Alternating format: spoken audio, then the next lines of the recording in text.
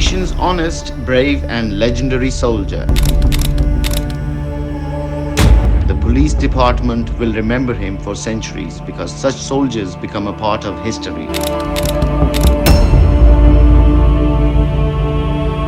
Wherever he was stationed, criminals and wrongdoers would leave not just the area but the entire city. Let me tell you what he did that made him a part of history and why he will be remembered for centuries.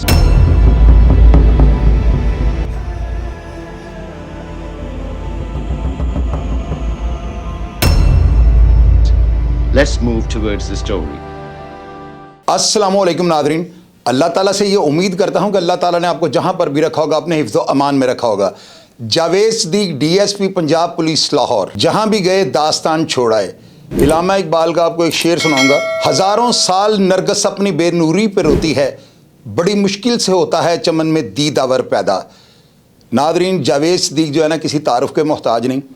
मैं आपको बात सुनाऊंगा 1996 को एक वारदात होती है माल road पे नकी आर्केड के बाहर ना, एक सिक्योरिटी गार्ड कत्ल हो जाता है और डाकू जो है ना जिनमें शहबाज कालिया और इकबाल मीर बाद में गिरफ्तार हुआ है, 2,65,00,000 रुपया वहाँ से छीन कर जो है ना एक सिक्योरिटी गार्ड को कत्ल करने के बाद फ़रार हो जाते हैं। इस हाई प्रोफाइल केस के बाद जो है ना पूरे लाहौर की पुलिस हरकत में आ जाती है और जावेद सिद्दीक जो थे ये CIA कोतवाली में अपनी ड्यूटी के फ़राइज़ अंजाम दे रहे थे और उस वक्त ये इंस्पेक्टर थे। इनको ये तफ्तीश जो है ना सौंप दी जाती है। उमर विरक साहब कहते हैं कि किसी भी हाल में मुलजमान को ट्रेस करें। कुछ दिन बाद जो इकबाल मीर को ये अरेस्ट कर लेते हैं।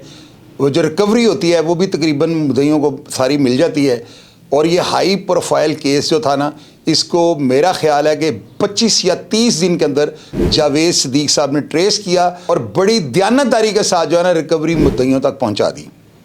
इस केस के बाद इनका नाम जो है ना उफ़क़ की बुलंदियों पे पहुंच गया। मुद्दई बड़े सेटिस्फाई थे और ये केस बहुत ज़्यादा हाई प्रोफाइल था। अखबारात ने इसको बहुत ज़्यादा उछाला था और इसका जो मेन एक मुलज़म था ना वो उस वक़्त से आज तक मफरूर है, उसका नाम था शहबाज कालिया। अब नाज़रीन उसके बाद जो है ना जावेद सिद्दीक जो है ना इनकी पोस्टिंग लाहौर की मुख्तलिफ जगह पर रहती है। नाज़रीन जब ये CIA कोतवाली होते हैं ना तो जितने भी हाई प्रोफाइल केसेस थे ना उनकी तफ्तीश जो है ना इनको सौंप दी जाती है और इन्होंने काफ़ी ज़्यादा केस जो है बहुत जल्द ट्रेस किए और महकमा के अंदर जो है ना बहुत ज़्यादा अच्छा नाम पैदा कर लिया। नादरीन जावेद सिद्दीक जो थे ना इनको शादबाग में तैनात कर दिया जाता है और जब ये SHO की पोस्टिंग पे अपना काम शुरू करते हैं तो वहाँ पर इन्होंने हेड मनी वाले 3 मुलजमान को गिरफ़्तार किया। एक काका गाड़ी, उसके ऊपर 1,00,000 रुपये हेड मनी थी, उसको गिरफ़्तार करके जेल भेजा। दूसरा मुलजम जो था उसका नाम था महमूद उर्फ मूदा, उसके ऊपर 2,00,000 रुपये हेड मनी थी, उसको भी गिरफ़्तार किया और जुडिशियल भेजा। और तीसरा जो था ना उसका नाम अरशद बट था, इसके ऊपर 10,00,000 रुपया जो थी ना हेड मनी थी। जावेद सिद्दीक साहब ने इसको भी गिरफ़्तार किया और जेल भेज दिया। अब नादरीन ये जो मुलजमान थे ना इनमें से तकरीबन तीनों को जो है ना मुख्तलिफ थानों की पुलिस ने और CIA की दूसरी जो एजेंसियाँ थी इन्होंने ला कर जो है ना पुलिस मुकाबलों में पार कर दिया था। इन मुलजमान की गिरफ़्तारी के बाद इनको इनाम जो था वो भी दिया गया और महकमे की तरफ से जो है ना बहुत ज़्यादा इनको अच्छी तारीफ़ी असनाद और मियाँ शहबाज शरीफ जो थे ना इन्होंने जावेद सिद्दीक साहब को बेहतरीन तफ्तीश का क्रेडिट दिया और इनको अवार्ड दिया। अब नादरीन ये चूंग के इलाके में जाकर ना SHO की पोस्टिंग पर काम शुरू करते हैं तो वहाँ पर इनको यासर ब्रोस्ट का मालिक जो हाजी नासिर है उसकी मुखबरी मिलती है कि वो वहाँ पर बहुत बड़ा रेसों का और मैचों का काम कर रहा है। इन्होंने जो है ना उसको गिरफ्तार किया और फिर जो उसके साथ हुआ है वो हमेशा के लिए इस काम से तकरीबन तौबा कर गया था। एक और जो है ना बहुत बड़ी क्रेडिबिलिटी मैं इनको दूंगा। नाज़रीन जिस इलाके में इनकी तैनाती होती थी ना आप यकीन करें वहाँ पर जो जराइम पेशा और क्रिमिनल्स लोग होते थे ना वो इनकी तैनाती से पहले इलाका नहीं शहर छोड़ जाते थे।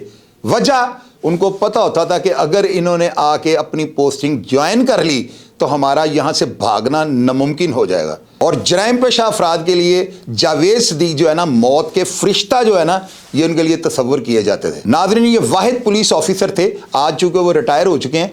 इनकी करप्शन के बारे में और पैसों के लेन देन के बारे में कोई भी दरखास्त ना कभी किसी सीनियर अफसर के पास गई और ना ही कभी इनके खिलाफ कोई एंटी करप्शन में किसी ने दरखास्त दी। नाज़रीन आपको याद होगा कि केस हुआ था ये मोटरवे के ऊपर ना ایک خاتون کے ساتھ زیادتی ہو گئی تھی اور ملی نامی لڑکا تھا جس نے یہ کارروائی ڈالی تھی اور اس کو بعد میں پولیس نے گرفتار کر لیا تھا. ان دنوں بہت زیادہ جو ہے نا خواتین کے حقوق کے بارے میں بہت زیادہ جو CCPO ہمارے تھے غلام محمود ڈوگر انہوں نے سختی کر دی تھی اور اسی دوران ہنجروال کے علاقہ میں ایک ماں اور بیٹی کے ساتھ بھی زیادتی کا کیس جو ہے نا ہوا اور یہ بہت زیادہ ہائی لائٹ ہوا.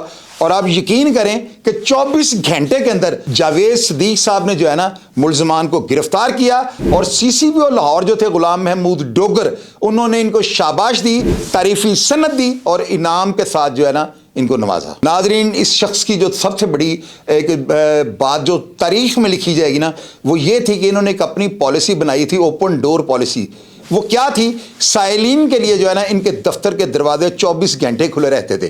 ہر غریب امیر کوئی بھی ایسا فرد جو جرائم پیشہ افراد سے کنی کتراتا تھا اور ان سے تنگ آ چکا ہوا تھا اس کے لیے 24 گھنٹے یہ دفتر کے اندر پریزنٹ رہتے تھے اور ان کی بات بڑی غور سے سنتے تھے اور بر وقت کارروائی عمل میں لا کر ہم ملزمان کے خلاف کارروائی کرتے تھے. اور ناظرین, ایک بڑی قابل غور بات آپ کو بتاؤں گا, BBC لندن نے جو تھا نا پنجاب کے اندر جتنے بھی سرکاری محکمے ہیں نا ان کے اندر ایک آفیسر کا انٹرویو کرنے کا پروگرام اور ان کا سلسلہ شروع کیا اور محکمہ پولیس کے اندر جو ہے نا جاوید صدیق صاحب کا نام سلیکٹ کیا گیا اور انہوں نے BBC لندن کو وہ انٹرویو دیا تھا. ناظرین, جاوید صدیق جو تھے نا ان کی سب سے بڑی جو ایک بات آپ کو میں بتانی چاہوں گا وہ یہ, اس علاقے میں ان کی تعیناتی ہوتی تھی نا لوگ ان سے اتنے خوش ہوتے تھے کہ اگر ان کا تبادلہ وہاں سے ہو جاتا تھا تو شہری جو ہے نا بطور احتجاج شہر میں بینر آویزاں کر دیتے تھے اور IG پنجاب سے یہ مطالبہ کرتے تھے کہ ان کو دوبارہ جو ہے نا امن کی بحالی کے لیے یہیں پہ تعینات کیا جائے. اور یہ بڑی کریڈیبلٹی کی بات ہے, میں اس کو خراج تحسین پیش کروں گا.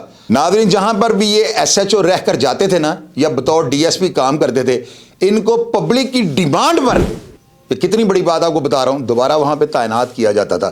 اور اب جانتے ہیں کہ یہ کہاں کہاں کس کس پوسٹ پہ تعینات رہے. 6 دفعہ SHO چونگ, 4 دفعہ SHO ستو قتلہ, 2 دفعہ SHO گلشن راوی, 4 دفعہ SHO شاد باغ.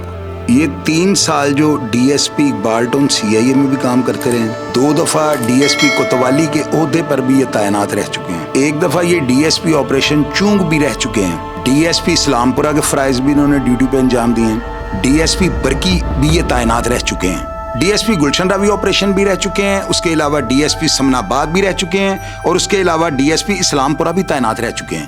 ناظرین, آج یہ ریٹائر ہو چکے ہیں.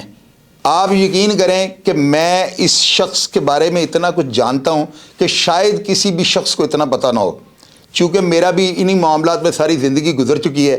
جاوید صدیق جو ہے نا محکمہ پولیس کے لیے ایک لیجنڈ ہیں, ڈیڈ آنیسٹ آفیسر تھے اور ان کی تفتیش کو جو ہے نا بڑے سے بڑا افسر اور عدالتیں بھی منو عین تسلیم کرتی تھیں کہ یہ شخص جو ہے نا نہ بے ایمان ہے, نہ بددیانت ہے اور نہ ہی نیت کا کھوٹا ہے. اور ناظرین, امیر اور غریب کو مساوی بالکل رکھ کر جو ہے نا یہ ترجیحات دیتے تھے اور ان کی نظر میں کوئی کمزور اور کوئی طاقتور جو ہے نا وہ عقل کل یا طاقتور نہیں ہوتا تھا. انہوں نے ہمیشہ ہر تفتیش کو جو ہے نا وہ ایک دائرے کے اندر رہ کے کیا, پولیس مقابلوں کے یہ خلاف تھے. انہوں نے ہمیشہ تفتیش جو ہے کی ہے اور ملزمان کو جیل بھیجا ہے. بے شک عدالتوں انہوں نے چھوڑ دیا جو بھی ان کے ساتھ ہوا, لیکن یہ پولیس مقابلوں کے خلاف تھے. اور ناظرین, آخر میں جاوید صدیق صاحب کو جو ہے نا سلیوٹ پیش کرتا ہوں اور میں خراج تحسین پیش کرتا ہوں کہ ایسے لازوال پولیس افسروں کی جو ہے نا محکمہ پولیس میں بڑی کمی ہے. اللہ تعالیٰ ان کو اپنی حفاظت میں رکھے اور اللہ تعالیٰ ان کو ہر میدان میں کامیابی دے. اور ناظرین, ایک بات آپ کو باور کروانی چاہتا ہوں کہ جاوید صدیق جیسا پولیس افسر شاید اس محکمہ پولیس میں دوبارہ پیدا نہیں ہوگا. میرا پروگرام دیکھ اگر آپ کو پسند آئے یا میری کسی کی ہوئی بات پہ آپ تنقید کرنی چاہیں, بالکل آپ کمنٹ باکس میں آئے گا اور میں ہمیشہ کی طرح آپ کو رپلائی کرنے کی کوشش کروں گا. اپنا ڈھیر سارا خیال رکھیے گا جی. پاکستان زندہ باد.